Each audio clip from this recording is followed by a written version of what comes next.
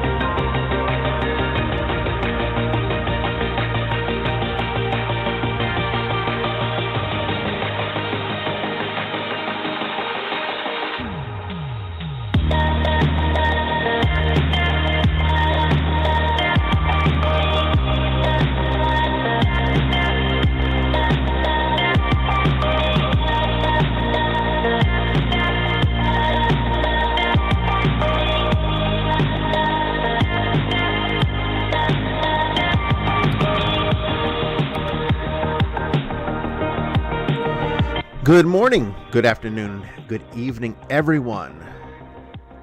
Wherever you are out there across the world, welcome to a brand new edition of Vestiges After Dark. I'm your host, Bishop Bryan Ouellette, coming to you live from the foothills of the Appalachian Mountains on this March 16th, 2021. And tonight we've got Open Lines Part 4. We continue our new platform into this new episode, and hopefully we'll get some good calls tonight. The quality of this show is up to you, so if you want to call in with a question about religion, metaphysics, paranormal question, or even just a comment or a story, we'll take it. If you want to talk about something that's very mundane, we'll talk about that too. It's your show. That's what this is all about. Give us a call, 516-453-0138. That's 516-453-0138. We'll be taking calls in the order we receive them. Don't go away.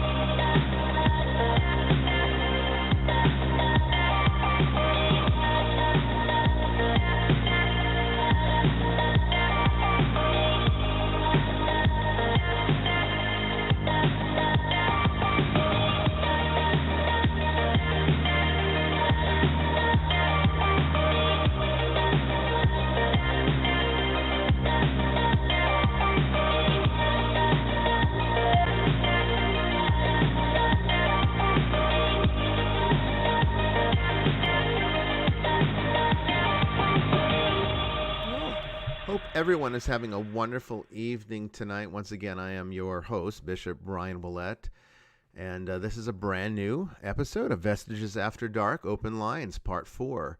I hope you had a good day. I did. I am finally starting to really, truly feel better from my horrible sinus infection that I had over the past few weeks.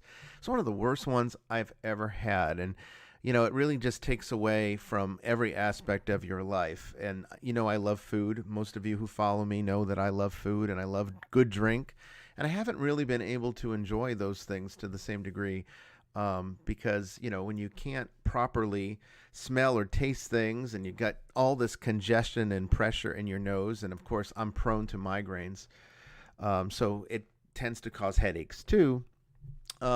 It's a miserable thing, and the allergies here in Georgia are the absolute worst. So if you are a person who's prone to seasonal allergies, just stay away from the state. I mean, there's a lot of them that you need to stay away from, but I'm telling you, I mean, I've lived all over this country, and I would say that this is about equal to, if not worse than, New England. And New England, I thought, was the worst for hay fever. It's actually, I think it's just as bad here in Georgia. And it's even more than just seasonal. It's not just the spring. You know, in New England, it seemed to only be the spring where I would have these bad allergies. But in New England, you know, here in Georgia, it seems to be it's like 2 or 3 times a year. It's like there's a spring version, there's a fall version, and then there's a winter version. Who gets allergies in the winter? But here in Georgia, you do. It's ridiculous. So all I can say is, you know, I prefer the West Coast. The climate out there, much, much, much better. I never had allergies like this in Vegas. When I lived in Vegas, we had it was 2 weeks of the year, the olive trees would bloom, and that would wreak havoc. But other than that, it was fine. And usually usually Zyrtec is all I need to take. But right now I've been having to take Zyrtec and Flonase to keep this under control. I think I'm starting to sound a little bit normal again. So that's a good thing, particularly for the work that I do. I don't like to sound like this big congested mess when I come on the air. But anyway, I'm happy. I hope you're happy. So Sister Mary Joan is here with us tonight. How are you doing tonight, Sister? Good evening, everyone. I'm doing just fine. Nice little chilly, rainy night in Atlanta. You know, it's I've got the perfect day out there. Got the blankie on and the kitty's asleep. I like it when it's like chilly, but not hot. You know, not warm, not to the point where it's like too warm. But I like it a little bit chilly. I don't like it freezing cold, obviously, but you know, it's a little bit chilly and it's wet and rainy and nice, thick overcast. That's like my ideal weather for me. I really enjoy it. And actually the allergies are better when it's wet out there, so keeps all that pollen down to the ground where it belongs. Yeah, I've got the window in my bedroom open to get some fresh air in here, so it's crisp, but it's nice with the hoodie on. Yeah, it's actually not too bad out there today, not too bad. And it's been a few days here in Georgia of warm weather. In fact, a couple days ago it was hot. It reached actually 83. We got spoiled. Yeah, we did get spoiled a little bit. Little taste of. Well, I think it was Colorado that had a snowstorm. We were having 83, you know. Yeah, they call this false spring in Georgia. Yeah. It happens every year. Every year, absolutely. Oh, my goodness. So those of you who would like to call into the show, the number to call is 516-453-0138. That's 516-453-0138. I'll repeat that throughout the broadcast, but call in now. And we will be taking your calls in the order that we receive them. Don't hang up because you'll lose your place. Okay, so if you have a paranormal question, an esoteric question, a religious question, or any kind of question, any kind of comment, we'd love to hear from you. You know, this is what this show's all about. It's a new platform for Vestiges After Dark. Rather than just hear me talk about some subject, I want to hear what you have to say. And you always have questions for me on social media. So here's your opportunity to call me now, and we can talk in real time on the air and see what we can do to help you through a paranormal issue, or maybe even, you know, give you some direction, and or if you have some questions or comments for me. We are always open to listening to what you have to say. I really do very much appreciate all of the people that follow me on social media. I hate social media, but I really do love all of you. I really do. It's just social media that I can't stand. So, you know, if you're a Twitter person, I appreciate the fact that you follow me on Twitter. And, you know, this is one way that I can give back to all of you. You know, before we start going to calls, and I want to give people a chance to call in. Again, that number is 516-453-0138, 516-453-0138. And there's a few things in the news that I wanted to talk about today before we get into the show. I always like to start off with some, I guess you could say, a preface to everything that we ended up talking about. I try to find things that are relevant to the subject matter of this show. And there was a couple things that stood out. One was, and this is something that I think, Sister Mary Joan, you could probably give some insight into because of you've had a similar experience in this. Okay. But it was a person talking about what it's like to be in a coma, and she was in a medically induced coma for, I think she said, 16 days, and the way she described it was pure hell. Apparently, she reports that she was able to actually feel everything. that went on. So when they did surgery, she could feel the scalpel literally tearing away each strand of flesh from whatever it is they were operating on. She also remembers hearing people talking to her, but she said it would enter into sort of like this permanent nightmare state where even though she was able to perceive certain things that were going on in the world around her, she was also sort of integrating, or her brain was integrating those experiences into something that could make sense of by creating a nightmarish storyline. And so she had dreamt that North Korea blew up the moon and that someone assassinated Obama. There was all these other delusional types of, or delirious, I shouldn't say delusion, it was more like delirium. These horrific things that she would experience through this. And even her husband, who was there by her side this entire time, she would get these delirious thoughts that he was cheating on her, that he went out and found another woman while she was stuck in the hospital. And of course, none of these things happened or were true, but it became this permanent nightmare state that she described. And so she found being in a coma to be an absolutely horrific experience. And it certainly made me reflect back on some of the things that I've taught about the initial stages of death, which I would say, I don't really talk too much about comas, but since this came up, I thought it would be a good launching point for today's show. I would say that there's definitely a correlation between the coma state that people report and those initial stages of death where a person is in that beginning state of fading away into, if it continues on, then it actually results in death. If it doesn't, then they kind of stay in this in-between state for a while, which is what you described. And I remember you telling, and you've told it on this show before, some of your experiences after your accident, and how you also had what seemed like magnificent hallucinations, they probably were not hallucinations. I think they were genuine spiritual experiences, but from the psychological vantage point, that's how they would be described medically.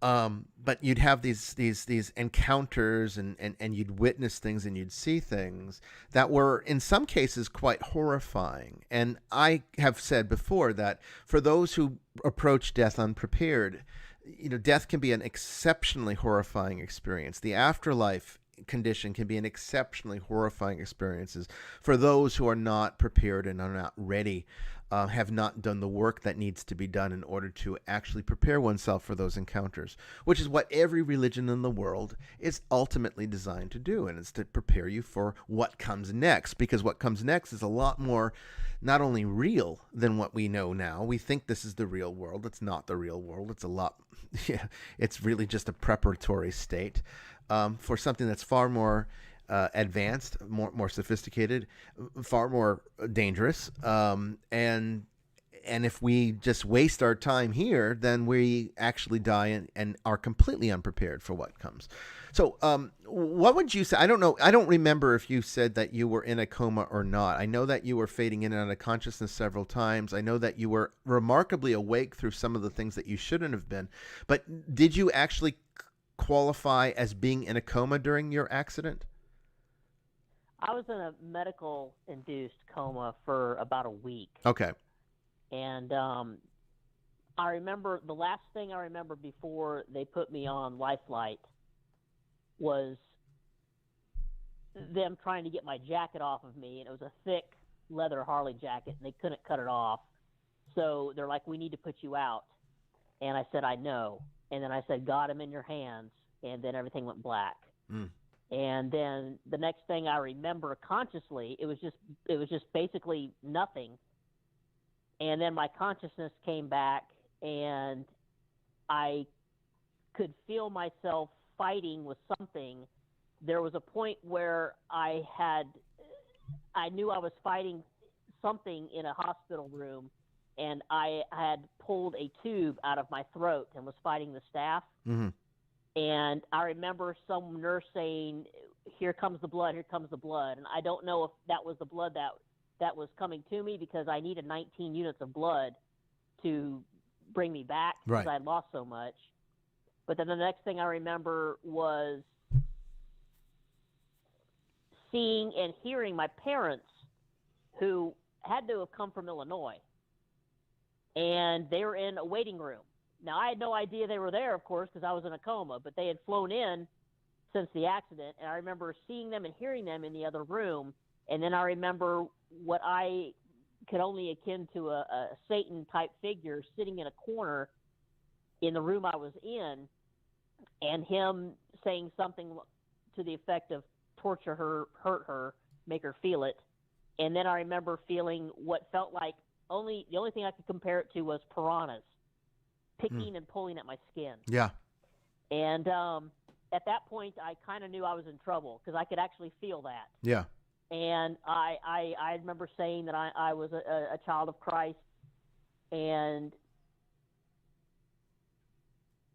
then I remembered saying, understanding, and during this time, understand, I was not going to church.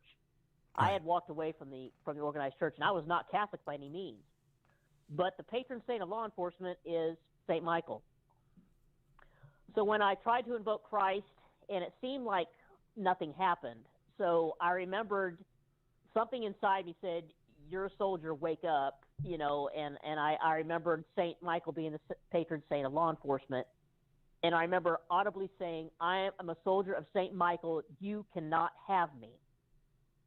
And then I swear to you, just a few seconds after that, it was like a bright light opened up ahead of me, and I felt like someone grabbed me and was pulling me up.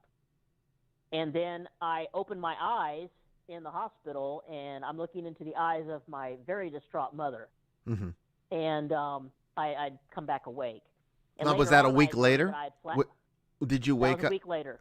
So all of this, now, what kind of time frame would you have guessed all that took place in while you were having it? Because we know that it rationally it was a week. Saturday. Yeah, Saturday to Saturday, I was out. They said that I had flatlined 3 times. I don't know the consecutiveness of that when it happened. Right. But that particular event that happened while I was under happened within a space of a week. Now, to me, when I woke up, they actually asked me, do you know what day it is? Now, the accident happened on March 10th. Right. And it was March 17th. It was St. Patrick's Day when I woke up, if I remember correctly. And they asked me if I knew what day it was. And I said, I don't know, maybe the 12th.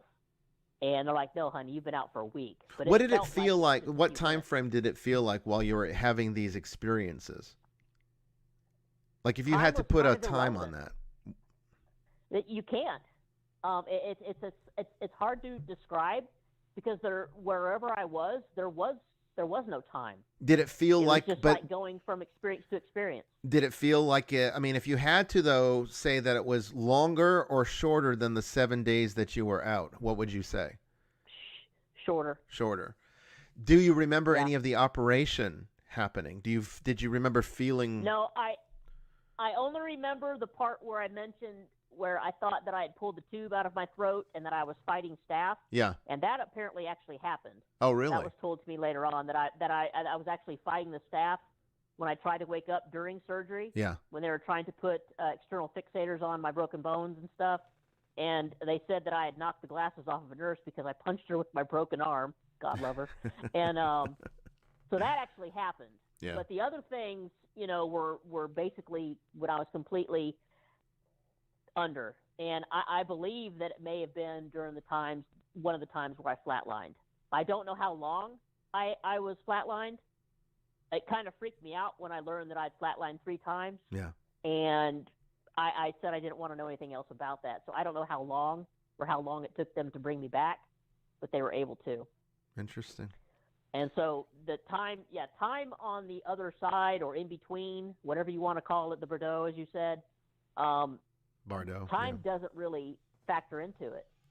Yeah, it's just an experience. I'm fairly convinced that what people describe in these coma experiences are somewhat related to the non-corporeal aspect, or rather the spirit as it's in that state of either detaching forever or being somewhat detached during the traumatic experiences that whatever occurs during the body when a person is in a state that would cause there to be a risk of death.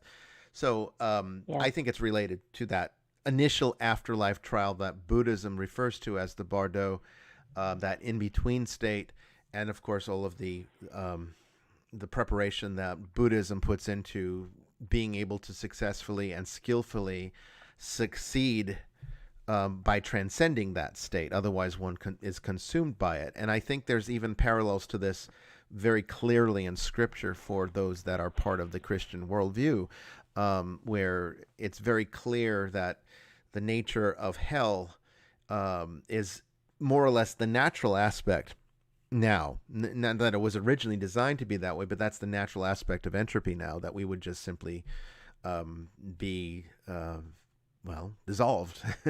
And you were experiencing that as an entity that was actually sort of consuming you. In Buddhism, they're referred to as the Wrathful Buddhas, which do that very thing. They actually eat you so that your ego can be removed enough that if you have enough skillfulness, then what remains can transcend the experience, and you're no longer bound to the attachment that keeps you stuck in that horrific, nightmarish state that can very quickly become hell for those of us who are not prepared. So it's an interesting insight. And when I was just reading about this person describing their coma, it just made me think how close that is to near-death experience, and of course, of the negative variety. But there are people that often that report having very frightening experiences during comas, and even nowhere near comparison to what you've went through or what this person went through. But I had a wisdom tooth removed many years ago, and the anesthesia that they gave me was not sufficient to put me out. And I remember waking up several times during the procedure. Of course, I was on a mixture of Demerol, and if you've ever been on Demerol, you don't have a cure in the world, and pain just does not matter to you because you don't feel it. In fact, all you feel is just absolutely euphoric. So even though I was waking up and I could definitely feel them digging in there and pulling out that tooth, and I could feel the struggle that came with it, it was almost like it was watching it as a third person. It really wasn't a direct experience. It was unique though. And, anesthesia, I think, kind of puts you into a very similar kind of, almost like it sort of triggers certain death responses in your brain, and you get a little peek every now and then into maybe those first stages of death that are so mysterious to us. So that was just something that I thought was worth bringing up. It was interesting to me, and I know that I could, definitely relate it back to your experience because you've been through a lot of these things in your accidents. So, and I find that, what you went through so fascinating. I can definitely tell you that I knew I was in trouble when I started feeling what I can only, again, describe as piranhas. Yeah. If you were to pinch your arm really hard and pull on it, and then multiply that all over your upper body, that's what it felt like. Yeah. And I knew that I was struggling for my soul, for what it was worth. So, I fell back on St. Michael, which I knew what I was. I was a soldier. I knew, I was not in the good graces of the church, but I knew what I was. I knew I was a good person. And when I invoked him, I was brought back. So that's why St. Michael, is so dear and precious to me. It would be interesting to do a study on people that have either been in medically induced coma or a traumatic induced coma, and see if their religious foundation has any impact or correlation to the nature of the coma experience, because you're definitely not out there in a state of permanent unconsciousness. People that go into a coma, I think sometimes the layperson thinks that a coma is like complete unconsciousness. It is not. When they tell you to talk to a family member who might be in a coma because it can help them, there's actual validity to that, because people that do come out of comas do report having heard those things. So there's definitely a rudimentary awareness that's taking place. And so, it's just I would like to know whether or not the religious foundation of a person can shape or direct some of whether or not those coma experiences are very negative, as what this person described and what you described prior to your resurgence in the church. Because I wonder if it would have been different. Like if it happened today, God forbid, would your experience in a coma be different today because now you have such a solid spiritual foundation that you didn't have back then? It would be interesting to know. Yeah, I don't know. I mean, back then, of course, I was more into my shamanism. I was not into the church at all. I hadn't been to an organized church in years. Yeah. But I knew that I could fall back on the faith that I was raised with. Not even Catholic, but Protestant. But, the saints always have their patron saint of something, and being law enforcement, St. Michael was the one to call back to, and something told me to call to him, so I did.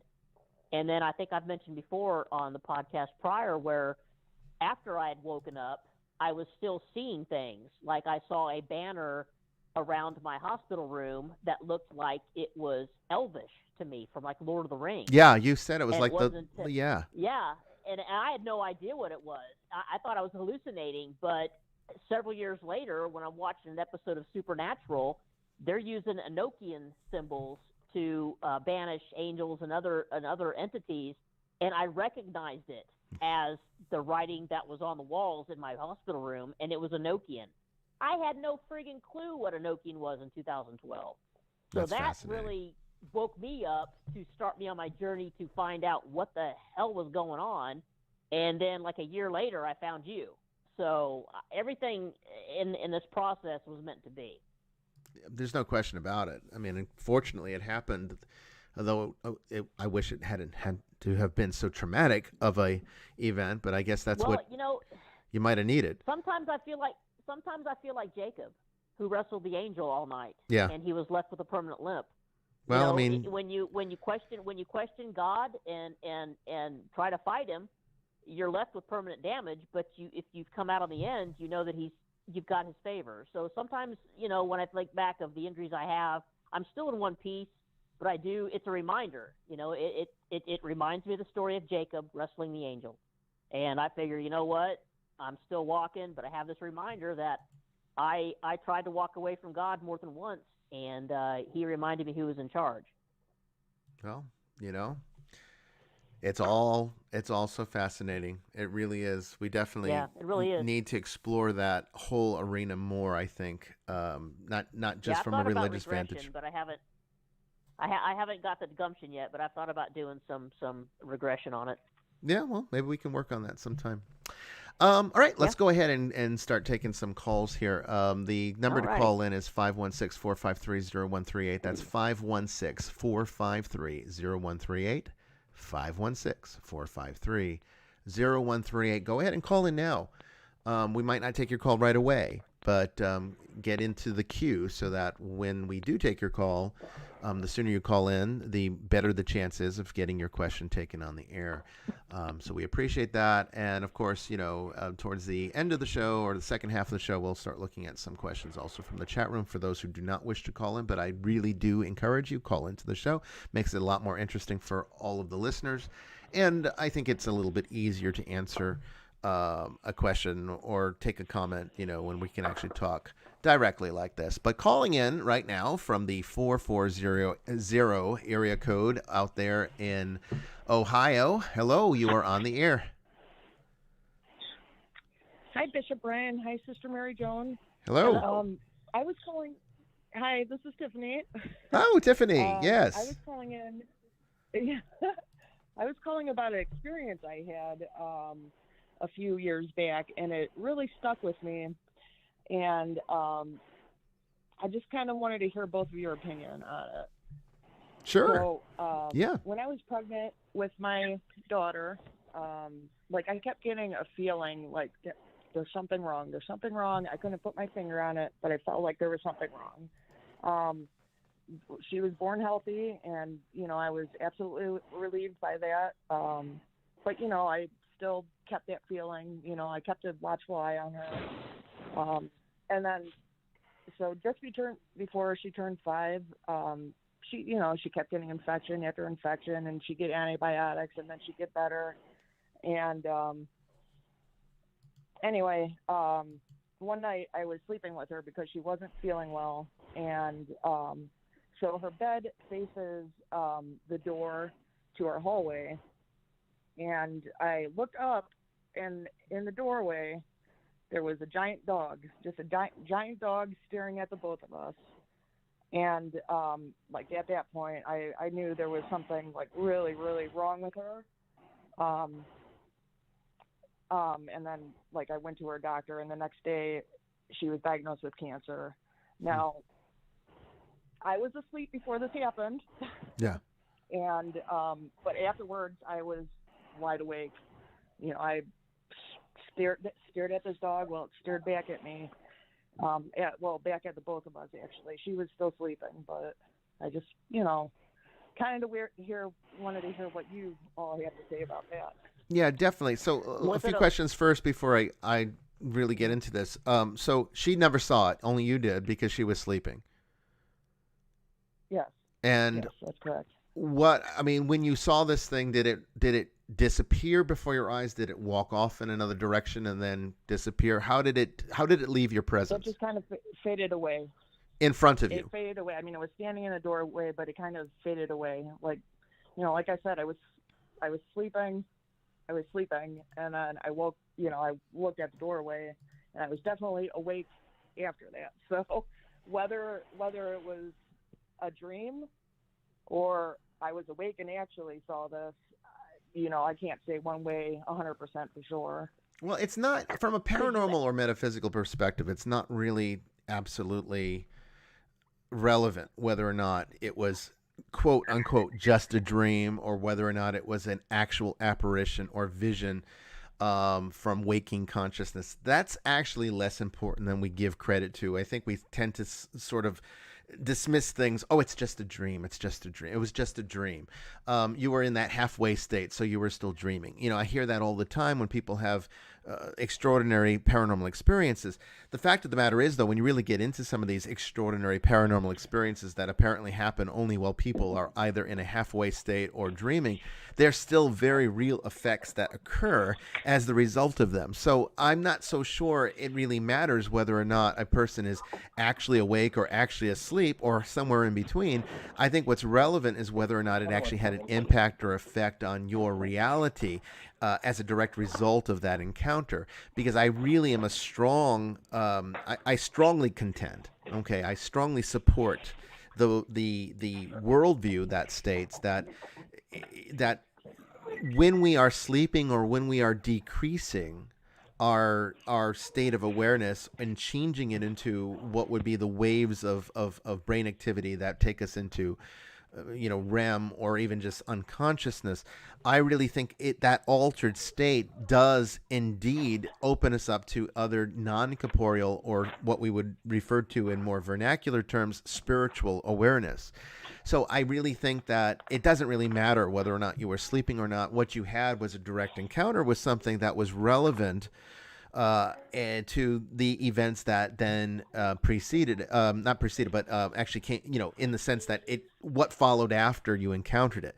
So right. What I would say in terms of an animal like this, what did the dog look like? Was it like a giant, like a Rottweiler or a German Shepherd? It was just a big brown dog. Like he had like droopy eyes and it was just a big brown dog. Like I couldn't tell you what breed it was. It was just, a large, like it was a very large dog. Was it vicious? Did it invoke fear in you, or was it something that? It didn't. I was totally calm. Like I looked at it, like, but then I was like, something's wrong with her. Like immediately I was like, something's really wrong with her. What I would say in this that experience for it to. Yeah. What I would say in this context, based upon what you're telling me right now, and for the audience out there, those of you who might not know, Tiffany has been a long-term student of mine. She's been part of the webinar that we've had, and so she's very well versed and familiar. I've baptized her daughter. She has a lot of background with the work that I do and certain types of terms and concepts that we deal with in a more advanced way, because I mean that's what my course offers is a more advanced way of looking at some of these things that we take for granted in the paranormal genre. So she knows this stuff fairly well. But what I mean, obviously you know about the archetypes, Tiffany, and you know that that's primarily how communication occurs, and in this context it's similar in that respect. This is a definite type of archetypal communication. The thing is, though, is that animals have a definitive connection to the universe. So, you know, again, like we were talking on, I think it was either the last show or the show before, and one of the questions that comes up so often is people wanting to know whether or not their animals go to heaven with them, or whether or not their pets, you know, have an eternal soul. And they get really upset when I tell them what the church teaches on this, and you know, because they don't really fully understand. Well, first of all, they don't understand that animals don't want a human afterlife. That's something you want, or that's not something they want, and so therefore they're not as inclined to need or require something, because they are already so much more naturally inclined to the regular movement of the universe, from both the corporeal and non-corporeal aspects. So death is actually quite natural for them. It's not something that they don't feel the fear that we get. They don't have towards death. I mean, they know. They definitely have a sense of knowing when their impending death is about to happen. I mean, anyone who owns an animal will tell you that, you know, cats will typically go off to themselves and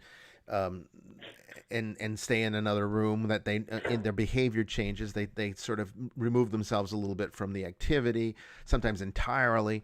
And that's sort of how animals prepare themselves for that dying process, which is, again, something part of their nature. And their afterlife, or what we would consider afterlife, is very much integration into the natural cycles of the universe. They become part of the very universe from which they spawned. Not to be these individual creatures, but rather to be aspects of the forces of nature, which is ultimately what we all are anyway. We just sort of elevate ourselves to something that's far and beyond that, because we have an inflated idea of ourselves. Human beings just are prone to that sort of egotism, and that's problematic from a spiritual point of view. And animals would not understand this at all if we could communicate with them at the same level of intellect that we do with ourselves. However, that being said, you know, it is very common for the forces of nature that are always communicating with us. There's always something that is out there to speak something about the quality of time to us, and people can use various tools for this, and that's where divination is something that is brought into the mix of how do we communicate with the natural world, and the looking for omens and that type of thing. You know, tarot cards, runes, I Ching, you know, anything really that allows us archetypal communication is going to tell us something about being able to draw on the energy of the time and illustrate it out before us in a way that we can read. That's ultimately what divination is. It's not communication with demons. It's not, you know, invoking the devil.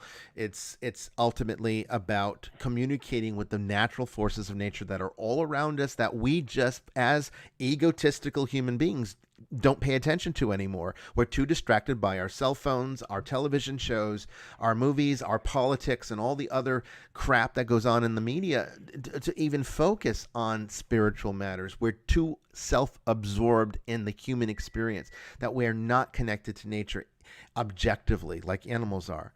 So it is very, very possible that the animal and the energy of the animals that are already spawned around us could reconstitute in various ways through these experiences and then come and share messages with us. Now, usually that's done with birds, and that's typically done with living birds. So it's very common for when there is something very important for at the spiritual level, for somebody to receive a message, that a bird will actually literally convey that message. And again, if you don't know how to listen to the universe, you're really not, even if a bird comes to you, you might not even know.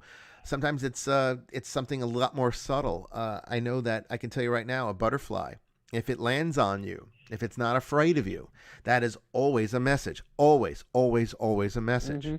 Mm-hmm.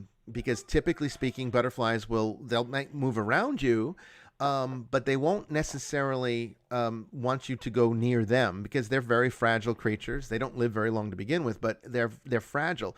You know, touch their wing and it's pretty much game over for them. So when they land on you, there's it's nature. It's the very forces of nature themselves coming to share with you an experience. It's something that you need to know. And if we knew how to listen, if we knew how to pay attention, we would always get the message perfectly clear every single time. Now, shamanic cultures know this. Shamanic cultures understand this. This is what the whole idea of animal guides and spirit guides come to. I'm over here waving my hand like, hey. Yeah. So this might literally be, Tiffany, your animal guide that was here to sort of not just convey a message of the difficult time coming up ahead for you, but also to let you know that, hey, it's going to be okay. You're going to get through this. And you might have been just in that state, just enough, halfway between sleep, halfway between being awake enough to realize it's asleep enough to be able to experience it, that you were able to actually perceive something that would have happened automatically on a spiritual level that you might not have entirely realized at the time that it occurred. You were very fortunate to be able to get a peek into, a little window into that experience. But that would be my guess. So Sister Mary Joan, who's very much studied this type of shamanic reality, probably can put more insight into it. So I'll give it over to her now. So from a shamanic Native American perspective, the dog has been one of our companions since time immortal. And the dog represents faithfulness, protection, guardianship. So for a dog to come to you in that way, it's basically telling you that I've got you and everything's going to be okay. And I don't know what your background is. I don't know what your faith is. I don't know. Does your daughter have a strong connection with animals, especially dogs?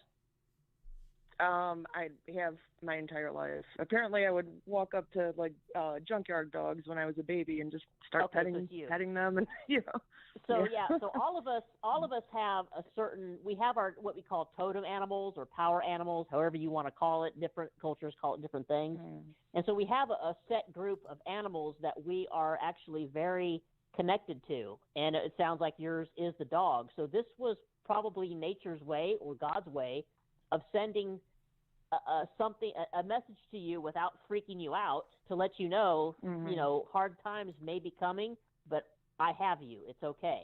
I mean, after all, if you want to think about it, what does dog spell backwards? Yes, absolutely. God. But, the thing that I was caught me off guard at the moment, when I started researching it, actually, because I tried to get more and more information, but then it was standing in the doorway, So to me, I was just, either. And the doorway itself could be a message. It's standing in the doorway between where you are and what's behind the dog. So it's standing in the gap. So it's saying, I'm your guardian. I've got you. Yeah. So that's actually kind of a beautiful thing. Definitely not anything to be afraid of. And it's letting you know, through the spiritual aspects of nature that you have a guardian watching over you and your daughter. That's what I get from it, from a shamanic aspect. It's for sure. And I like I said, I never felt any fear from that, but I knew, we needed to take action and immediately. So and everything's good now. Everything is great now. She's doing so well. She just turned 12 on the 13th, so absolutely she is beautiful. Doing wonderful.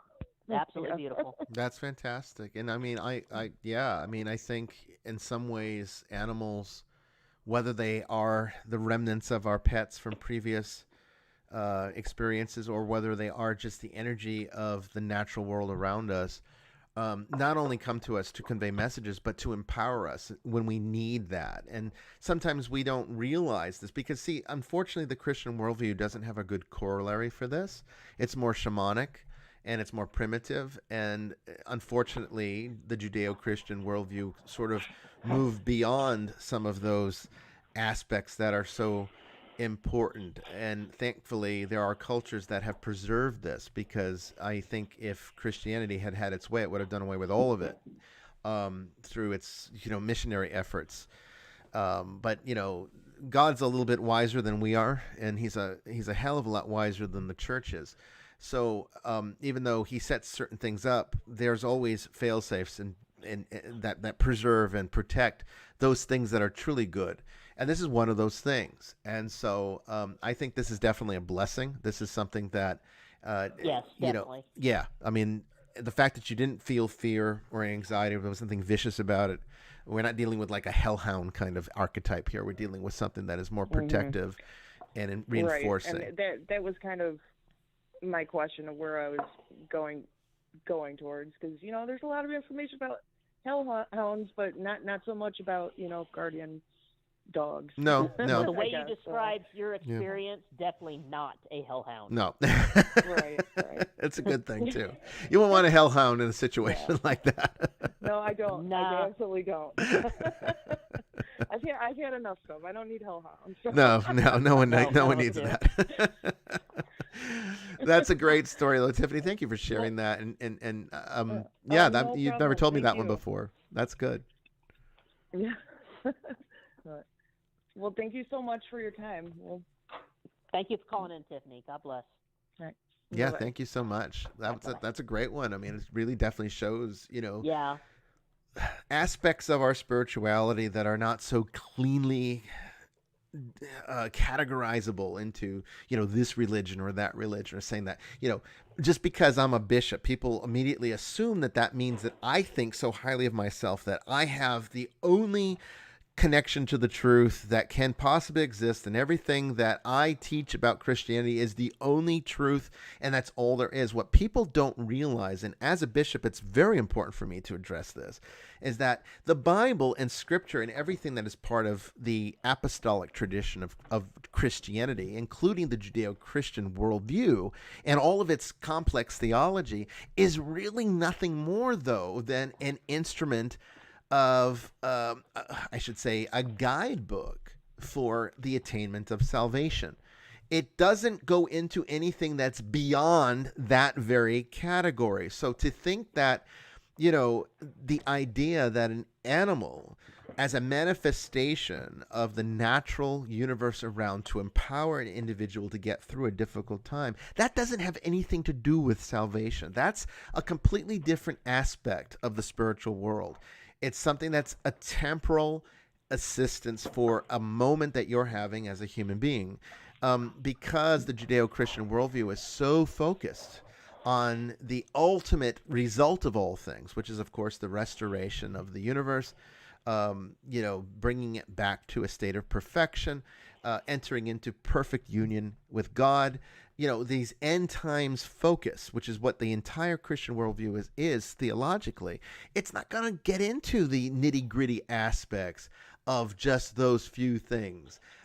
It's not going to talk about how spiritual entities can form and manifest as animals to us and then share empowerments to help you get through a tough time in your life. It's not about that. It wasn't written to talk about those things. It doesn't mean that those things, though, don't exist just because they weren't contained there. It's just the Bible only deals with salvation. It's a soteriological history. That's it. And that's not the entirety of the spiritual world. It's just that one part of it that is the ultimate, most important focus, but still not the only aspect of it. So fortunately, things like shamanism and shamanic tradition have helped to preserve some of this. Doesn't invalidate it because it seems to be contradictory to the Christian worldview. And say, this is where I come in. Because as a bishop, I'm very comfortable with both aspects of this. I have dealt with spirits my entire life. I have encountered spiritual things my entire life that fall far and beyond outside the Judeo-Christian worldview traditional concept, and that's what kind of led me into where I'm at. Why I couldn't stay a Roman Catholic bishop. All these people out there are always harassing me and criticizing me online and saying, "Well, you were kicked out of the Roman Catholic Church. That's why you're no longer, you're not a Roman Catholic priest." Yeah, It's that's not what happened. I was not kicked out. I kicked myself out because I didn't want to be a part of it because it was just too rigid. There was too much more to the spiritual world than what I was allowed to explore as a Roman Catholic seminarian. That's why I had to move on. They didn't move me on. I moved myself on. Believe me, they fought to keep me.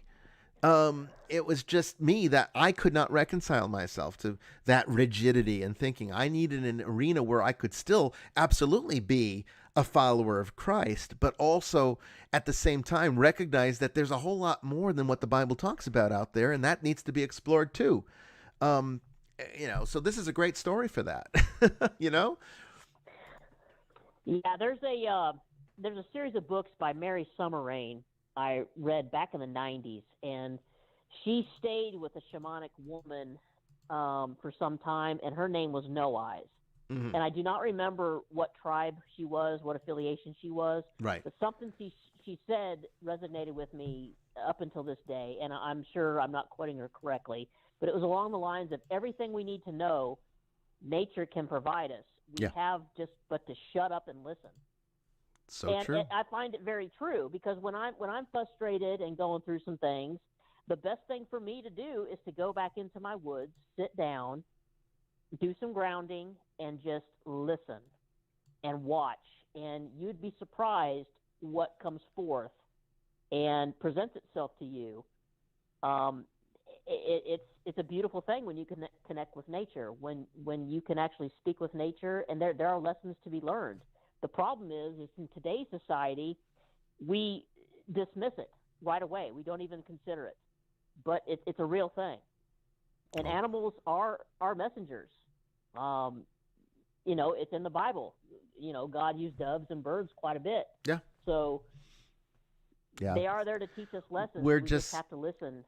We've been conditioned to think in a certain way, and it's very difficult to unlearn some of that conditioning, and that's hopefully what we're trying to achieve here with not just the Holy Nicholean Catholic Church, but also shows like this one.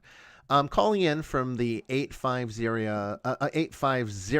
area code out there in Florida. Hello, you're on the air. Hi, Bishop Bryan. Sister Mary Joan. Hi. My name's Lindsay. Lindsay. Hi. Hey, Lindsay. My question it's a question, but it's not really a personal question. It's a curiosity, I suppose. Family demons, inherited family demons. Mm-hmm. Is there such a thing, and specifically inherited from child or parent to child in abusive situations where the cycle just continues? Like a generational curse? Yes, I think so, yeah. And I guess there wouldn't be such a thing as assigned to family negative energies, I guess, to continue the cycle till somebody breaks it. Mm-hmm. I mean, it's basically what it is. It's an attachment that is not reconciled, and so therefore that attachment, as the original source of the attachment moves on in age to the point where either they're too weak to be a proper fuel source for that demonic entity, or they die, then the entity will then attach to somebody new in order to continue to perpetuate its existence. And so that can come in numerous possible ways. But it's always done through attachment. It can be through the generational curse that Sister Mary Joan was asking about. It can also be in a much more simplistic form of just simply an attachment, or it could be more than likely a manifestation of what we call that third category of demons. Remember, we've got those 4 categories, and I probably should mention it every time we talk about this so that people that are new to this model understand where we're going with this. So again, there's 4 types that we look for. There's the fallen angels. That's the true demon. Okay, they're the most rare. They're the most unlikely. Right. Number 2 is the elementals. These are natural forces in the world, and some of them happen to be energetically contrary to the type of energy that is healthy for us to be around, which means that when we come in contact with those energies, we get sick, or there are other problems that can result.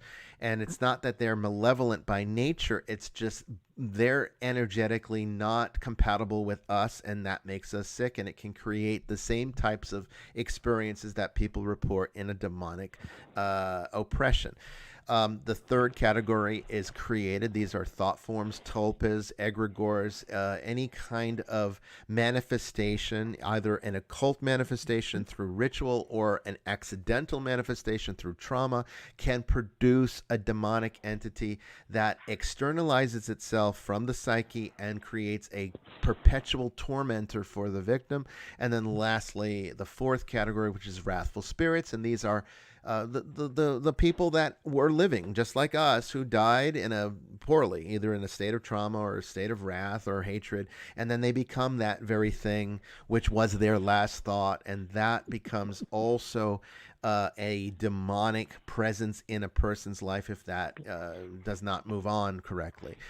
What can happen in your particular case is usually the third, what you're describing, not your case, but what you're describing is the third category, where if a person were to be the kind of individual that externalizes their trauma instead of internalizing it. See, the natural, normal way for people to repress a traumatic experience is to simply internalize it to the point that they don't even remember it. It becomes such a repressed aspect of their psyche that what it does is it just causes internal conflicts like anxiety, depression, suicidal ideation, that type of thing.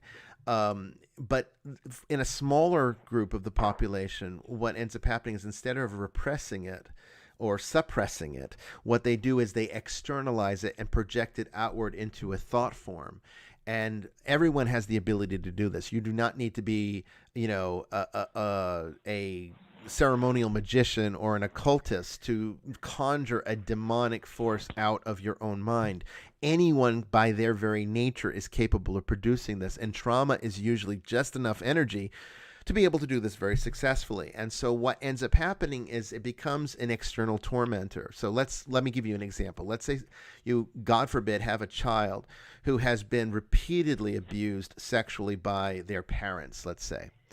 And so what ends up happening is the child, rather than repressing all of that to deal with the trauma as they continue to age and have this conflict within themselves emotionally as well as physically, what some can do, those that are more inclined to this, can project out the trauma into what becomes a demon that continues on that abuse, only now from an outside vantage point.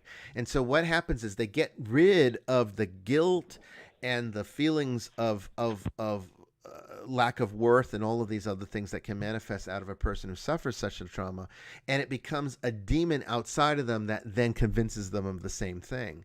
And this becomes such a real entity that even other people can experience that demon when they are in close proximity to that original person. If that person's part of a family, then that demon can then grow in such force that it can start to attach to other members of the family, causing also the same type of manifestation emotionally and psychologically, even physically. If it gets strong enough, it can affect the person. So these are the normal ways in which there can be a demon that stays with a family through several generations. So the short answer to your question is absolutely yes, this does indeed happen. We've seen it several times, and it can be a real, excuse the language, it can be a bitch of a thing to get rid of, because there is just no, once it has had so many generations of energy put into it, it really does not want to give up its position. And typically it's difficult to get the family to be cooperative because they've been so manipulated by this thing over the course of time that they're not really doing the things that they need to be doing. And there's only, as an exorcist, so much that you can do. Exorcists are facilitators. We're not magicians. We do not come in, wave a magic wand, say an incantation, and get rid of the problem. What we do is we facilitate an environment in which it makes it very uncomfortable for a demonic force to retain its cohesion, and then that usually gives enough of an edge for the victim to be able to remove the entity themselves through the reinforcement that we can provide. But we don't actually, I mean, there's not much we can do if we don't get that help from that side of it. So Yeah, so that's what's going on in those kinds of cases, but they're very difficult. I'll tell you, anytime we get a client that suspects that there's some kind of generational curse or demon going on, it's always you always start feeling the pressure in your temples immediately because you know you're in for a real hard time. Yeah, it's not just usually a one and done. It's a process. It is, yeah. Huh. Yeah. That's very interesting. Yeah. Yeah. Well, thank you. That really was my question. Oh, sure. Well, thank you for calling in and asking it, Lindsay. I really appreciate it. Thank you, Lindsay. Yeah. Okay. Bye-bye. You have a wonderful evening. Bye-bye. Yeah, I mean, that's a good question because it's something that, of course, is something that we see. And, generational curses are absolutely, or generational attachments, which are pretty much in a lot of ways the same thing. It's just what determines an attachment from a curse is the causation. Did somebody actually send this to you, or did you actually bring it on yourself? That's the only difference. But the end result is the same.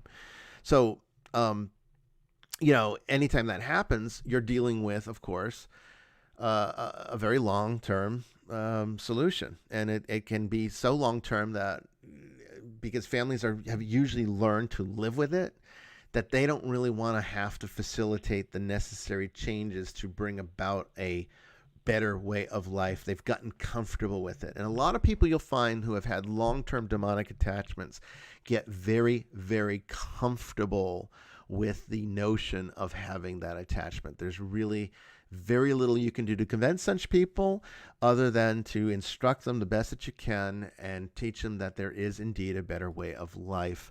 This is Bishop Bryan Ouellette and Sister Mary Joan, and this is Vestiges After Dark, Open Lines. We'll be right back after this. Don't go away.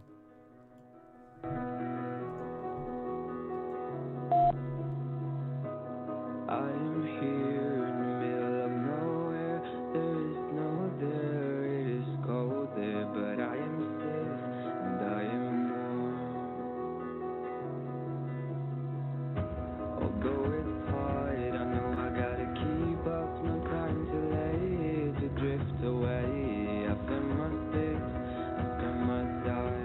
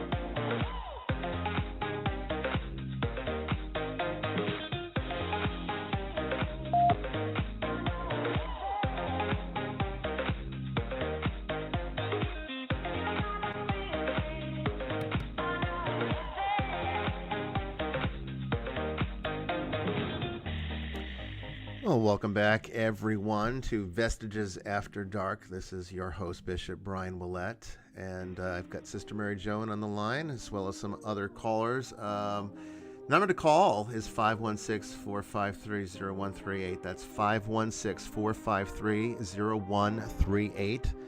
As we enter into the second half of the show, call in now and get into the queue. We want to hear from you. Don't go away.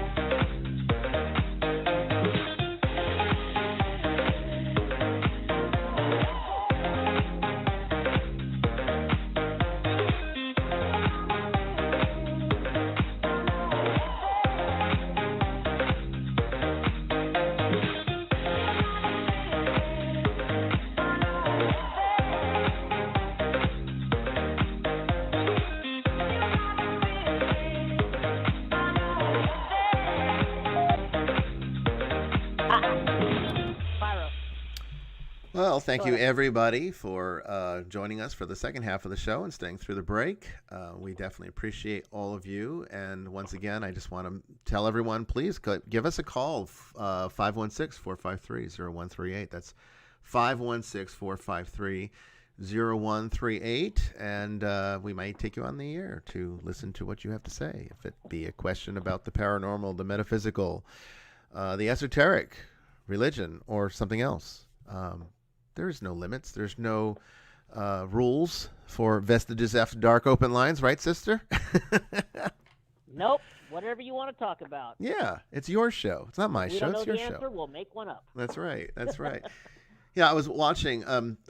I think some people wanted me to talk about this, and it wasn't something I wanted to tweet about because it's too involved. And I thought I'd mention it briefly before we go back into taking open calls. But the Pope initially, you probably saw this. The Pope, the Vatican, rather, put out an announcement that said that they cannot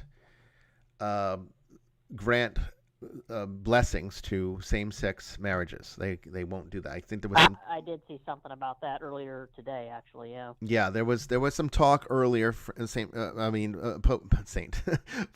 Francis. He's not a saint yet. Let's not make him a saint yet. Yeah, let's not make him a saint yet. Pope Francis, had talked about.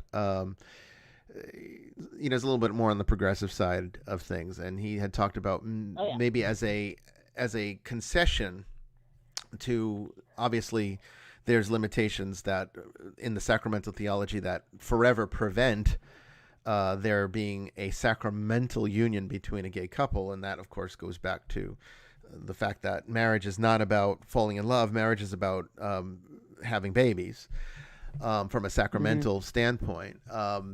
That he thought maybe this would be a way to sort of give a concession to the problem. Maybe concession is not even the right word. Maybe it's just a way of reconciling the problem to the best that the church can offer. And I guess after much talk about this, they decided to do it. And their official statement was, and that's because the church cannot offer a blessing for sin because God cannot bless sin.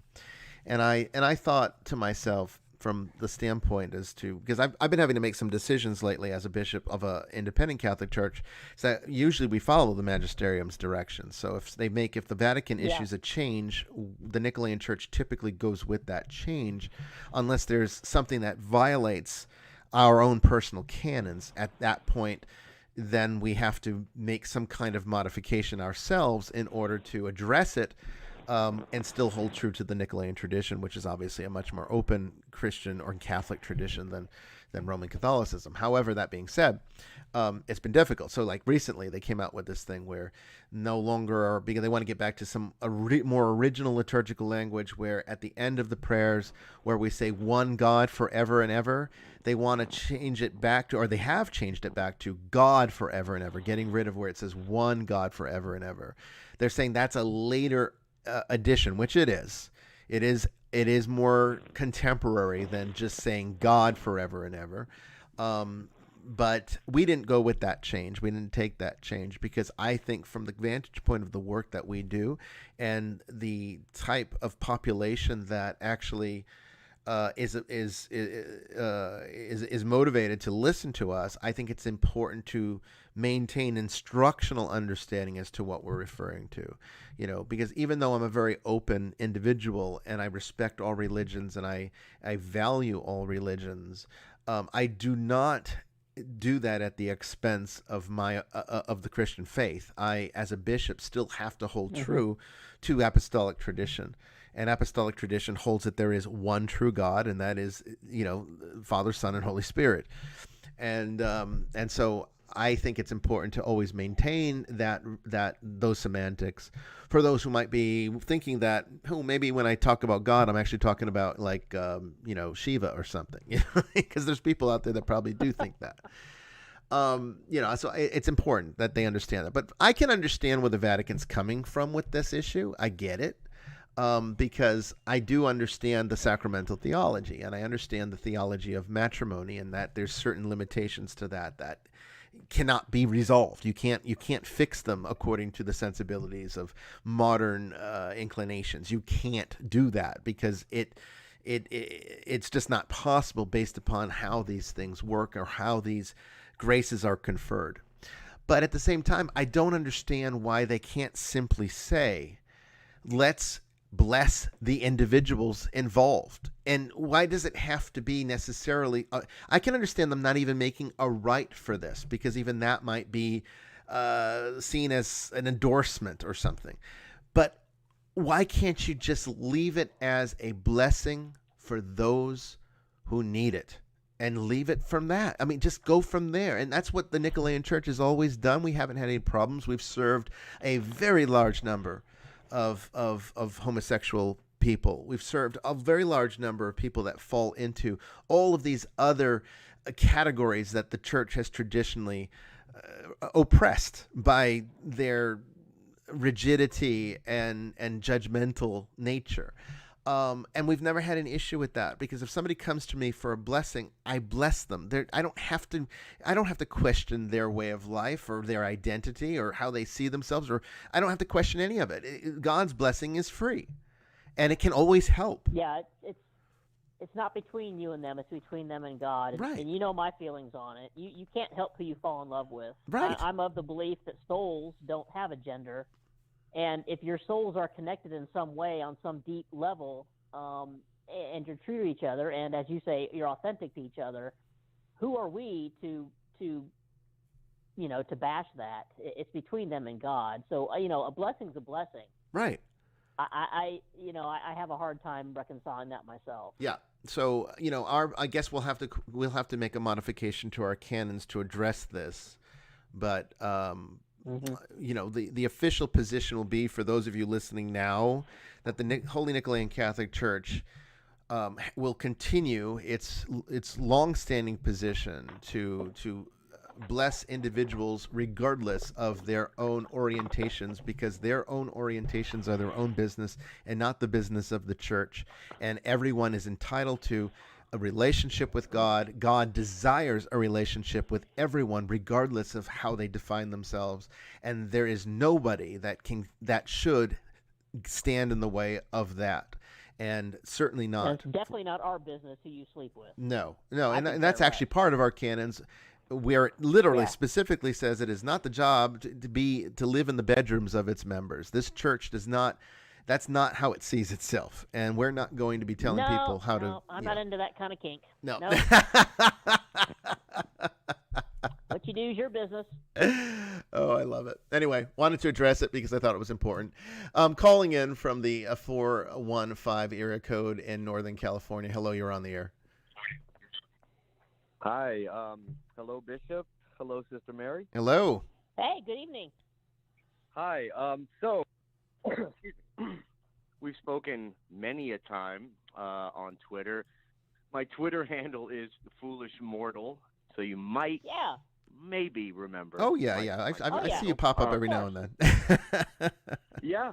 In fact, I've bugged you many times. Foolish Mortal. I appreciate your candor and your honesty when we engage in subjects that I am learning from you about, or even maybe disagree. I found our interactions very, just very helpful, and I appreciate your willingness to help people you don't know.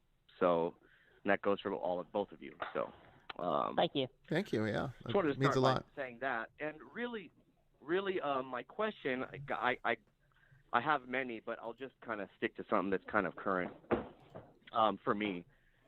I lost my father a year ago, nearly a year ago to the day. And before I lost my father, I had been growing curious in my adult life about, spiritual matters, spirits. Can you interact with them? Can you not? Is it something you should ever even try to do, et cetera? And I've had conversations with you, Bishop, in fact, recently, about the collective unconscious and kind of you're getting kind of a copy, not the true spirit itself, if you ever communicate, but kind of the downloaded memories and experiences, i.e. the collective unconscious. So my question is there ever a true, authentic experience you could have with a loved one who has passed? Like, meaning them, not the copy, not their thoughts that have been downloaded. And is it ever advantageous to, I don't know, talk to someone who is maybe psychically inclined or maybe spiritually inclined about something like that? Or is it just is it a gamble? Is it something you don't want to get into? I've never done that. And so I'm just very curious, because my thoughts are constantly with my father about, I'm hoping that he's, you hope for people you love that they move on, and they move on well, and they die well. So sure, that's my question. Is it ever worth trying to experience something like that? And I'm curious your take on it, both of you. It's a good question. It really is, because I think it's something that's on a lot of people's minds. It's a very natural. I think everybody thinks about it. Yeah. Yeah, it's a natural thing to wonder about, I think, and certainly this goes back in church history for some time, because even Thomas Aquinas, who is one of the greatest teachers of the Catholic faith, talked about things of this very nature and gives us some guideposts as to how to look at it and how to understand it. So, your basic question is there ever a time where this is actually the genuine individual? Because correct. And maybe I need to kind of preface what I'm about to say for those who might not have been privy to that Twitter interaction, or even things that I've taught in the past about this. And there's certainly previous episodes of Vestiges of Christianity as well as Vestiges After Dark, where I discuss the afterlife in detail. And I don't have the time to get into all of those specifics, but essentially, and I know a lot of mediums out there are going to be really pissed at me now because, they don't necessarily like when I talk about this, but the fact of the matter is, whether you're of the Eastern religious faith like Buddhism or Hinduism, or you're of, the Western worldview, particularly Judeo-Christian theology, it really comes down to the simple fact that when you go back to the ancient understandings, before modern conceptions of afterlife sort of pervaded the consciousness and sort of altered the way these religions operated, prior to that happening, there was always a definitive understanding that death was death, right? That's what made Jesus Christ such a remarkable thing to the people, to his contemporaries, because he was teaching that there was a way to escape that, and not just escape it, but to actually eliminate it, to conquer it, so it can no longer affect anyone ever again.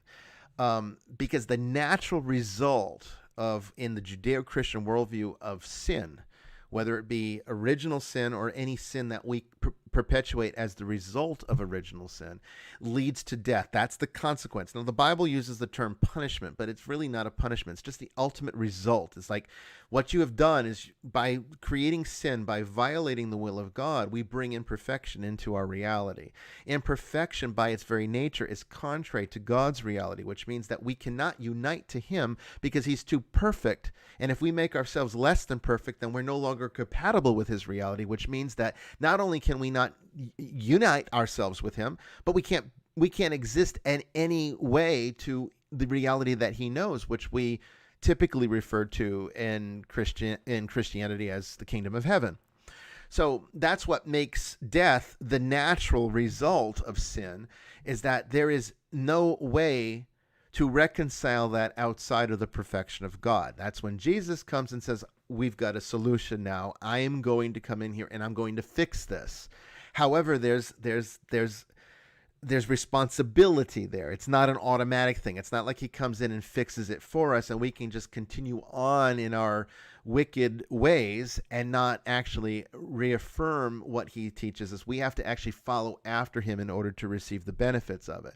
That's the work part of it that, Protestants typically don't like to talk about, but the fact of the matter is faith and works are always two sides of the same coin. They're not in opposition to each other theologically. They actually work together because, yes, you need the faith in order to make salvation possible, but at the same time, you need the works in order to attain to it. Because they have to be working simultaneously together for that to happen. So that's the Judeo-Christian worldview. So the idea here is that anyone that does not attain to salvation is basically what the church typically would refer to as hell.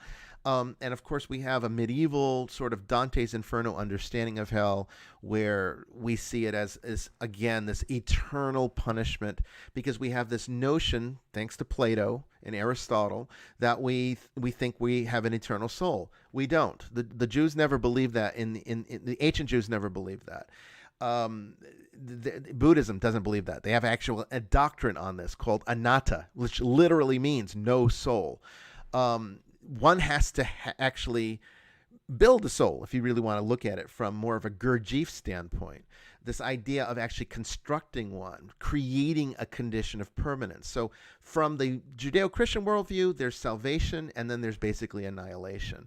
From the esoteric metaphysical worldview, you could say there is permanence and then there's impermanence. All things are impermanent until they are made permanent. They can only be made permanent through perfection. That gets us back to the same basic methodology that Jesus teaches us, only, without the religious terminology. So Gurdjieff really understood this. He just kind of took it outside of some of the religious language so that people that were more inclined to that more pragmatic, less religious model could understand it. But they're basically saying the same thing. So that being said, when a medium reaches out using either themselves as the conduit, or if a person in a ghost hunting scenario were to take a SB7, or what you see on the Ghost Adventures, or the ghost shows, the ghost hunting shows, and there's no shortage of those anymore. They're using all this equipment to communicate. EVP is the big one. EVP is one of the oldest ones. I remember watching this old show. I don't even remember which network it was on, but it was called Sightings. And that was the first time I was introduced to the idea of EVP. And I was really startled when I grabbed a brand new, fresh out of the package micro cassette tape, put it into my micro cassette player, turned it on, started asking questions, and in the background noise, there were voices that answered me. I was really shocked by this because I thought, my God, this is not just some television show that's, just talking a lot of fanatical gibberish to kind of create entertainment value. There is something to this phenomenon called EVP. And that's really the beginning, the catalyst to when I got into this. Obviously, the world view that has been built around the paranormal genre has been that these voices are actually the voices of the dead communicating.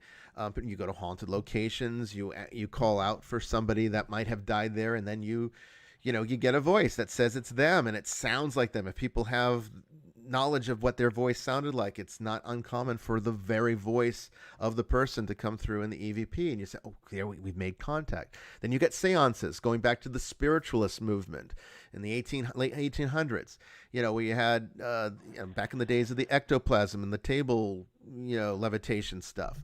All of these things have become part of this idea that the dead are sort of in this other dimension, watching over us, can interact with us, can kind of come and go through these things that we now call portals, and that these are the actual beings that they were, just in another state, or another reality, but they're the same thing. The fact of the matter is, almost the entire reality that we understand as human beings is built upon our physical nature. So you have, and I'm not being a materialist here, it's just a simple reality that our understanding of reality is almost exclusively dependent upon the five senses, which are all physical, and then the brain, which interprets those five senses and turns it into something meaningful. Both of those things, the body and the brain, the body's part of the brain, decomposes when the person dies. So you don't have the benefit of those faculties anymore when you're dead. There is still, though, a spiritual nature, which we recognize. Even Buddhism, with its doctrine of anatta, no soul, recognizes that there's a spiritual nature. It calls it the alaya, this idea that there is something of that individual that sort of carries on. But now we're not dealing with something that's cognitive in the sense that it can communicate in a way that would be rational or objective, like we're communicating right now. It would be something that's far more instinctual, far more rudimentary, because you're getting down to more of a primal aspect of the nature of a being, rather than something that's become more elevated and sophisticated through the evolutionary biological development of a body. So all of that, what that essentially translates to, when you break it all down, is that when a body dies, obviously the brain goes with it. So that all decomposes, but the spirit detaches at that point, and that starts to degrade too, because it too is part of this universe. This universe is entropic, and entropy demands that energy eventually dissipates. We're not going to states of increasingly more powerful states of energy. It's energy that is constantly breaking down. In fact, the pervading ideas that science has now for the end of the universe is what's called cold death. This idea that eventually all the energy of the universe will eventually burn itself out, and it'll be just it'll be just a void. That's one theory. Some think it's going to be the big crunch, where all of it gets contracted again and spawns a new big bang. That's probably also a big possibility, because there seems to be a sort of something had to originate the big bang, and that had to take a certain amount of energy to do. Where did that energy come from? It had to be from something, and maybe it was from some previous universe that contracted. It's possible. We don't know, but that's beyond the understanding. But right now, in the current state of this universe, it's entropic, which means energy is burning out. So whether it be something that's physical that you can touch, or something spiritual that is more incorporeal, non-corporeal, or intangible, it will dissipate. The energy will dissipate, but only after a period of time. We also know that the universe itself is sort of this big, almost like a hard drive that sort of just records data. And we see this even in traditional notions of ghost hunting, where you've probably even heard Zach Bagans talk about how, wood and stone can sort of absorb vibration. Yeah, and stone tape theory. Yes, exactly. Yeah. And there's truth to that. And I would even argue that those might just be more receptive energy systems for recording data. But I would say everything in the universe actually does it. It's probably easier for us to extract that data from something like stone and wood rather than it would be from like plastic, which doesn't have the same kind of energetic properties that a natural element might have. So anyway, the point is, when a person lives and a person dies, energy is being expended. That energy has to go somewhere. We know that it doesn't just get destroyed. We just know that it gets transformed. And part of that transformation process is to record or get recorded or absorbed into the environment where it happened. So, sometimes that will be in the form of what they call these residual hauntings, where it's like the same event gets played out over and over again. And most ghost hunters today that have never even heard me speak about the model that I use would even agree and say that these are not intelligent hauntings because they're just replays of the energy that was already there. It's the intelligent ones that get people's attention, where you go in, you ask a question, and then you get intelligent responses back. And sometimes when you do something like SB7 or SB11, it sounds like there's like hundreds of people trying to talk to you, and it really gets people's attention when you hear your name being called, or it's a voice of someone that you're trying to reach, and it's someone that you knew in life and they're now dead, and now they're talking to you through this thing, and it feels like, my God, I've made connection. The fact of the matter is, though, that the universe, one of its fundamental properties is actually awareness, because we would not be able to be self-aware if that quality didn't come from somewhere that is a part of our nature. We can't be anything other than what our nature is designed to be, and one of our primary functions is to be self-aware. That's what's unique about us. And so therefore there has to be a quality of self-awareness in the universe that sort of became manifested in our understanding, that eventually translated to intellect and consciousness and cognitive ability. One of the things that you mentioned, or you alluded to, was almost an instant awareness. So like an instant upload. So what freaks people out or trips people out, whatever you want to say, is maybe, if someone has a current thought in their head or something very specific, and they're maybe communicating, or they think they're communicating with a loved one, and that loved one, or they get a response back that is extremely applicable to exactly what they're thinking, that they've never thought of before. It's something very new, and so when you said it's kind of like an instant upload, that threw me. I didn't conceive of that possibility, and I think back to my childhood about me and my dad had a code word. Now, I've not tried to. And I believe I told you this before, I have not tried to reach out to my dad at all in any kind of formal way. I talk out loud maybe when I go to the cemetery with, and when I'm putting flowers down or something. But, and I told you, I think that, I haven't heard anything from him. And you almost responded like, well, that's probably a good thing. Mm-hmm. Yes. When we were talking, I'm just, so you're saying that there's that instant download that it's happening all the time, always. All the energy in the universe has to go somewhere. It has to. It can't. When I say dissipation, we're not talking about annihilation of the energy. We're talking about the annihilation of cohesion. See, this is where you get some new agey people that try to explain that they can prove that the afterlife is real because of the laws of thermodynamics and this idea that energy cannot be created or destroyed. But there's nothing in the laws of thermodynamics that say that it has to stay cohesive. And a human being is a lot of cohesive energy. It's not just energy. It's energy that's actually organized in a very specific way that allows it to be able to do the things that it does over the course of 60, 70, 80, 90 years, or however long you might live. And that stays cohesive the whole time, generally, until you start to have problems that break down with age. Again, entropy gets you in the end. There's Alzheimer's, there's dementia, there's just the natural occurrences of old age, where that energy starts to break down. Not the energy itself is being annihilated, it's the cohesion of the energy that's being annihilated.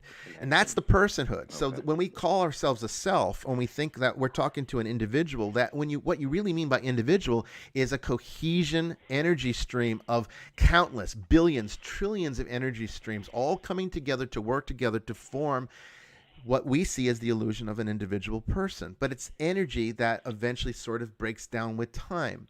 That you can't avoid unless there is some kind of what they call in esotericism superworks.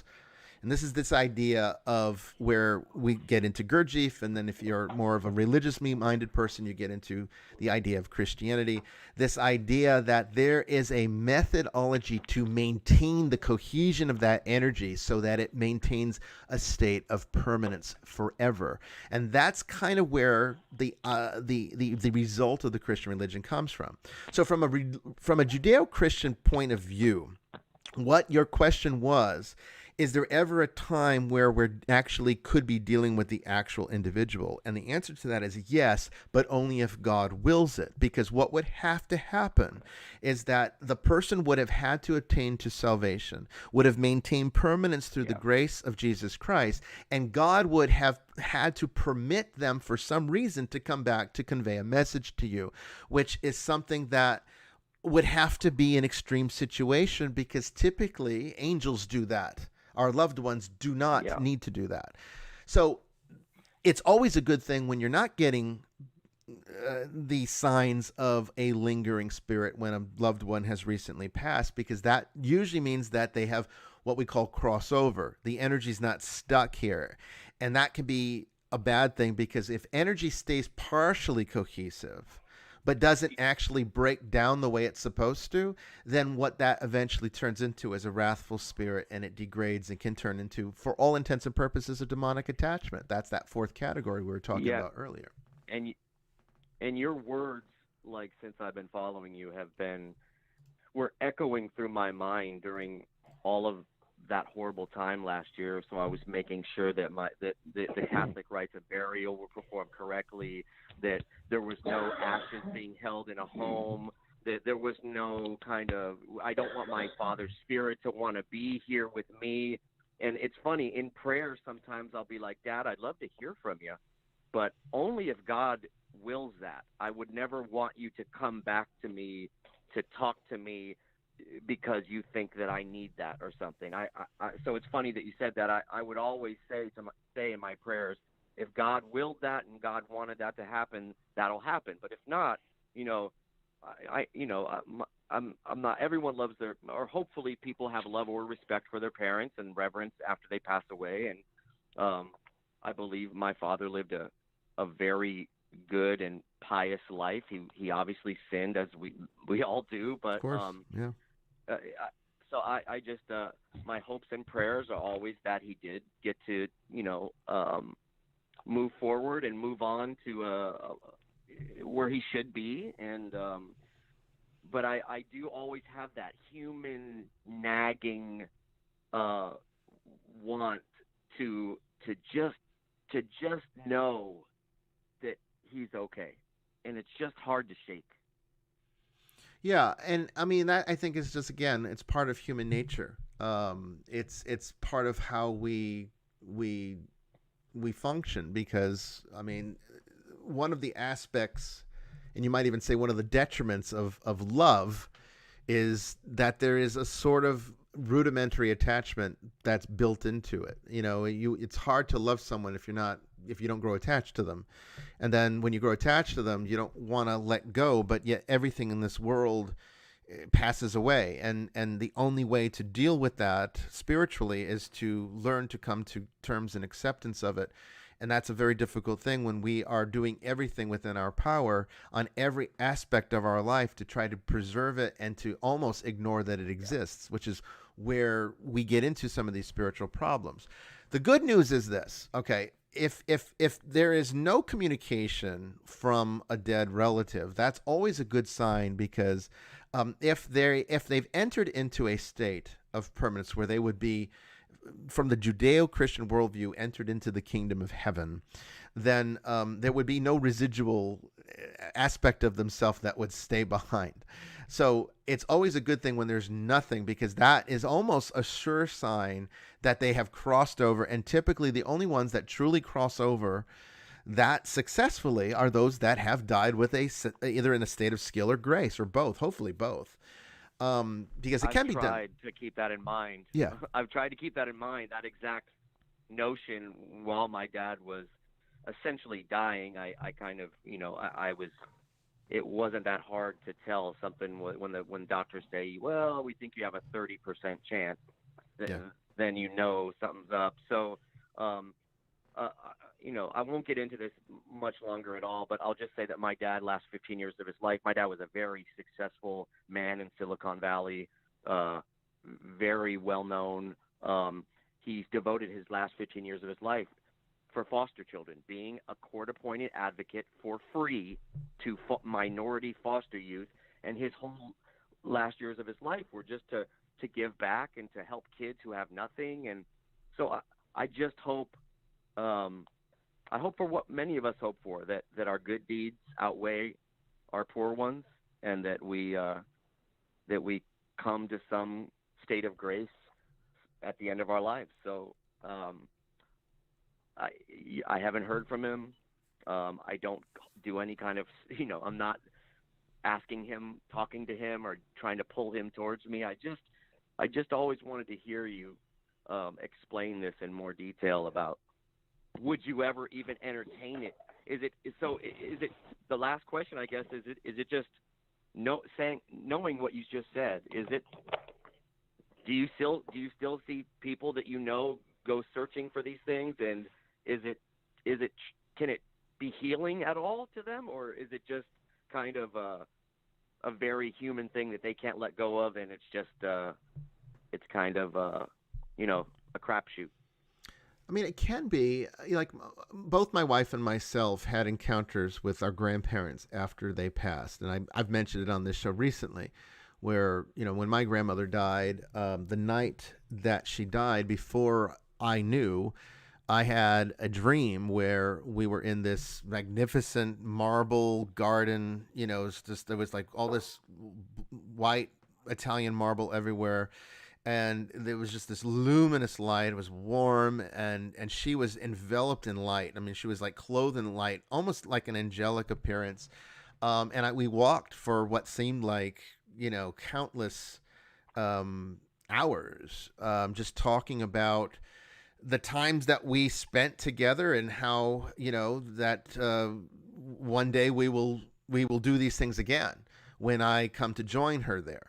And I woke up from that dream that was a weird dream, and then it's almost as soon as I woke up, when I went into the kitchen to get coffee, I was told that she had died that night. And I mean, at that point, it was a little bit shocking to me, because it brought context to that, what I thought was simply just a weird dream, but it was one of those dreams where you couldn't shake it, and I always learned to pay attention to those. So was that healing to me? I guess to a certain degree, because it gave me some affirmation, not that I really needed it, because, I have a lot of faith. And so I'm content with some of the mystery that comes with life and death. And I know there's a certain reason for that, and I trust God's way of working through it. So maybe I was a bit undeserving of that experience. Maybe it should have gone to people that need it more than I do, since I didn't really need it, but I had it.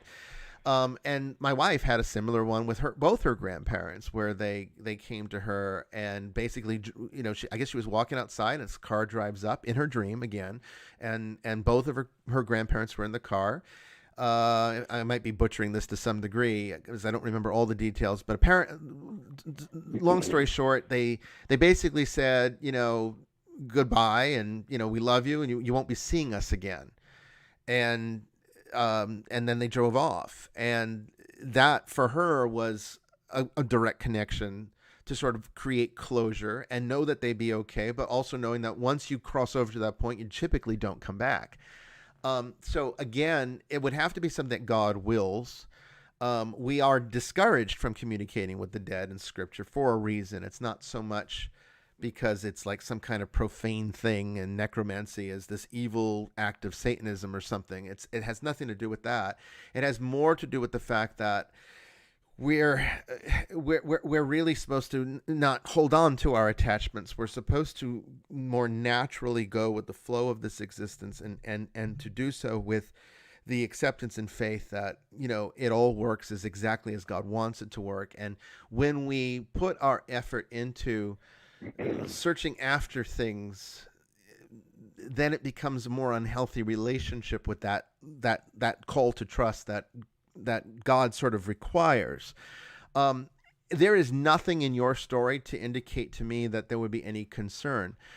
At the very worst, now we're going to just talk Christian, a Christian bishop, in a pastoral care situation. What I would say is, in pastoral terms, the worst case scenario for a person like your grandfather would be purgatory.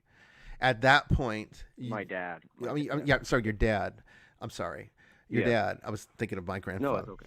Um, Yeah, yeah. The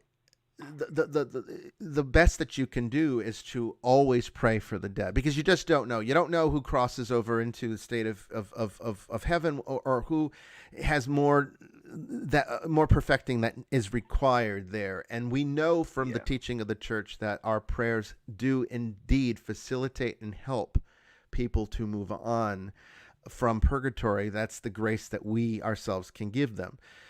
There is nothing here to indicate that there would be any risk of hell, particularly since I heard you say, and I think you mentioned this before on Twitter, if I'm remembering the same story, that he had last rites, right? He had that. So Yes, yeah, good memory. Yeah, Yeah. yeah. So I got him last rites. Yeah, and he had that, and my dad wasn't. He was very Catholic and very much had a relationship with God, and and I haven't missed a day praying for him, not one day, and I take it really serious. Yeah, I'm hopeful of the same thing. That worst case scenario at worst, and I feel that in my gut that I wouldn't have to worry about anything other than, I'm not worried per se about anything like, negative. right. No, yeah, and I don't think there's nothing here that would lead even to be any concern from a pastoral standpoint, because it seems like everything that could possibly be done right was done right, even right up to the way he lived his life, because the corporal works of mercy are definitely some of the most purifying actions that a person can take, and to do so completely freely, without any benefit to oneself, is always of the highest caliber of grace. I mean, that's the purest form of grace. To do it and to say no to copious amounts of money to consult, because my dad is an expert in the field that he was in. Yeah. To do that and then say goodbye to, hey, $1 million, do you want to consult with us? That's another bonus. I'd never seen a man less in love with money and more in love with kind of the thrill and the happiness of mentorship. I've never met another person who will easily make that trade any day of the week. And my father definitely walked the walk in that regard. I mean, that's the best that one could possibly attain to. Most don't do that and are still able to achieve to the perfection of the kingdom. So, from a purely pastoral point of view, there's nothing there that I would see of concern. And from a metaphysical point of view, the fact that you haven't had any direct encounter is a very good sign, because that's what one would expect from Zero. someone who has attained Zero. to that. There wouldn't be anything residual. I felt him. Go ahead. I felt him in the car on the way to the hospital as he was dying. Yeah. When I was driving over, because I was racing to get there. And they said, "Come now," and if his heart stops again, we're not going to resuscitate. Yada yada. The words you dream you never hear. Yeah. And I felt something in the car. I felt like something was happening, and I couldn't put my finger on it. And then when I got there, obviously I learned that he had just passed. But that's the closest thing that I felt to any kind of, I just feel like if he could be here with me, he would. We loved each other, and we were very, maybe even codependent at some levels, which is why I kind of was curious about like the, spirits and moving on and communication. But, in the end, I'm going to try to work on, I know it'll be a work in progress, but just to try to work on being more at ease with God's plan and some of the mysteries that this life holds and death holds, and just kind of strengthen my own. I think my dad would probably want me to just take some of the good that he did and strengthen myself and try my hardest. And so those are the things I'm going to try to concentrate on, and get good mentorship from people like you, and diversify my sources, and that's what I'm hopeful to do. And I really can't tell you guys enough. I know you hear it sometimes on Twitter, but what you've done has really been helpful to people like me. Well, it Just means a being lot. there. I mean, it does. And I probably don't realize it, honestly, because there's so much. For everyone that's like yourself, there's 1,000 to 10,000 thankless ones, and you obviously see the toxicity that occurs in Twitter, and I mean, it does. It gets to a point of frustration, and also being a religious figure in the world that exists today is. I mean, not that it's ever been an easy job. It's never been an easy job. It wasn't an easy job in Jesus' time. Certainly, it's not much better now. But the fact is, it is sometimes weigh on you. When you don't hear it very often, it means a lot to hear what you said. And if I can leave you with anything, I would say that the best way to heal from this and to sort of come to terms with some of these things that you may be struggling with emotionally is to learn and regularly pray the office of the dead, not just for your father, but also for for all of those in what we call the condition of purgatory. And you've heard me talk. Purgatory is not a location; it's not a place you go. Purgatory is that state of where you're too perfect for dissipation.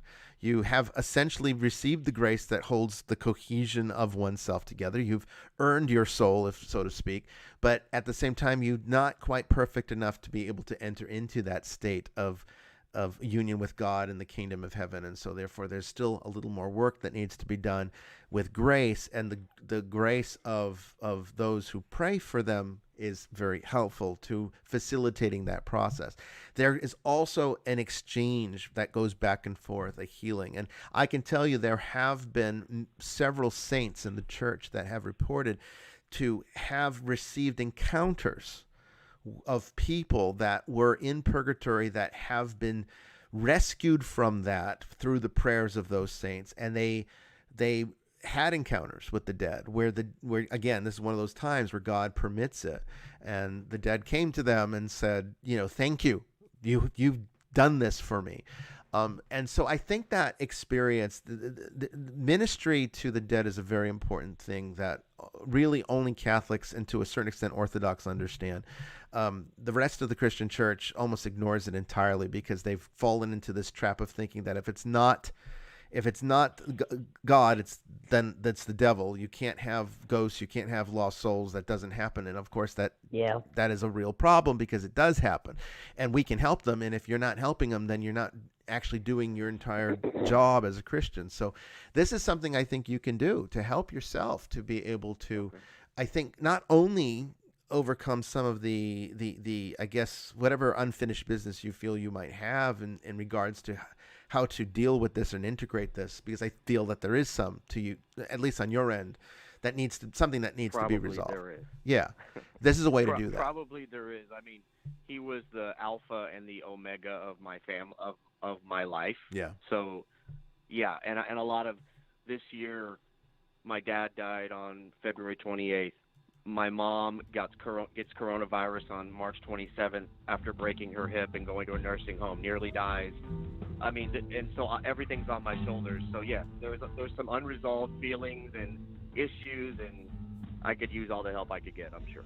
Well, you're on the right track, man. You are. I just, stay with that. And sometimes this is exactly how God strengthens our faith, by not giving us all the answers that we desire, but at the same time, directing us and leading us to explore ways in which we can better trust his plan for our lives, which is very mysterious and not always comfortable, and sometimes it's downright hard. But anyway, we've reached the end of the show, everyone. I want to thank all of you for calling in. I want to apologize for those of you who are on the line and we weren't able to get to your call. Please remember, we do this almost every week. Pay attention to social media for our next episode. I think it's next Tuesday. Don't quote me on that. I have to go check. But you can look at the schedule on Blog Talk Radio. It has our upcoming shows. And please plan to call, and call early. And if you call, the earlier you call, the better the chances that we'll be able to take you on. Sister Mary Joan, thank you so much for being with me tonight. It's always a pleasure to talk with you. Thanks, Bishop. Thank you, everyone. Have a good night. Thank you. And to all of you in the chat, I know you probably had some questions too, but the show, it made it to the end. Next time. God bless. Take care. And we'll see you on Open Lines Part 4 next week. Take care.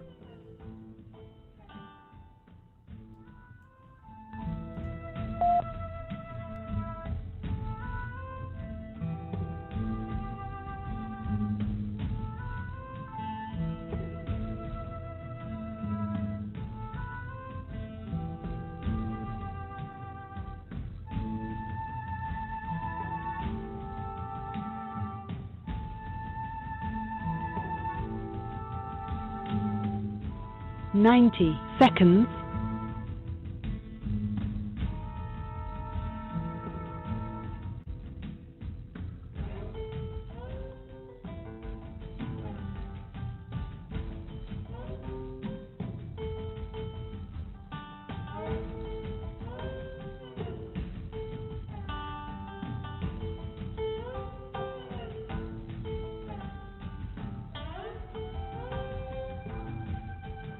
60 seconds.